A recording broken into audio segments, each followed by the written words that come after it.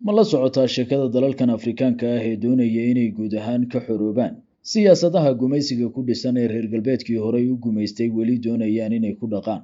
Saddexda dal ee dhaqdhaqaaqyadooda arrintan ka dhanka ahi waagan warbaahinta qabsatay waa Burkina Faso, Niger iyo Mali, kuwa oo doonaya inay mid u mooraduugaan faragelinaha siyaasadeed iyo kuwa dhaqaale ee ay wadamadan ku hayeen dalalkii galbeed ee horey u gumaystay oo Faransiisku ugu horeeyo.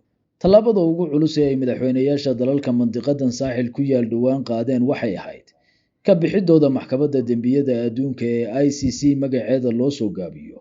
Tallaabadaas oo ay ugu yeereen ka bixidda urur gumaysiyeed caalami ah.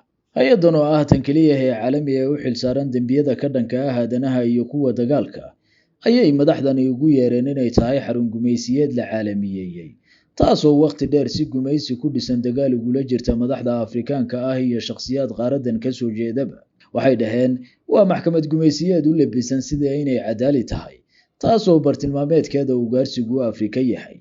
Saddexdan madaxweyne oo kala ah kan Burkina Faso Ibrahim Traoré, madaxweynaha Niger Abdurrahman Tiani iyo kan Mali Assimi Goïta. Tallaabada ka bixidooda maxkamadani kuma koobna qorshayaashooda ka dhanka ah waxay ugu yeereen danaha gumaysi ee galbeedka, waxay sidoo kale diideen guud ahaan faragelinta dhaqaale iyo tan siyaasadeed ee wadamadaasi dalalkooda ku lahaayeen. Waxay saddexdoodani hormuud u yihiin qorshayaal isku tashi ah oo ay doonayaan inay bulshooyinkoodu dib ugu dhistaan dalalkooda, taa oo ay u arkaan dariiqa keliya ee looga maarmi karo kaalmooyinka siyaasadeed ee galbeedka.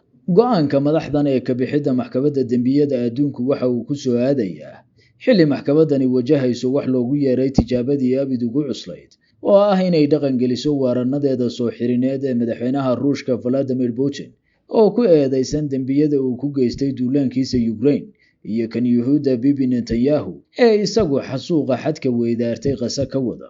Dooda dalalkani miiska geeyeen ee ay gaashaanka uga dhigteen ka bixidooda maxkamadani waa inay keliya u xoog weyn tahay Afrikada taagta daran, halka aysan waxba ka qaban karin xoog weynta geysta dembiyada dagaal ee ugu waaweyn dunideenna.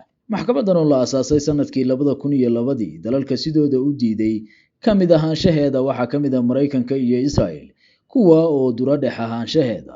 Tallaabadanna waxaa loo fasirtay in wadamada Afrika ee militarigu hogaamiyaan galbeedka u sheegayaan inaan intaas ka badan amaradooda shaarka cadaaladeed xiran Afrika ka hirgeli doonin, aysan maxkamadayntooda aan cadaaladda ku dhisnayn dhibano u noqon doonin, iyo inaysan u baahnayn kaalmadooda siyaasadaysan ee ay ku doonayaan in Afrika abidkeedba iyaga hoos joogto.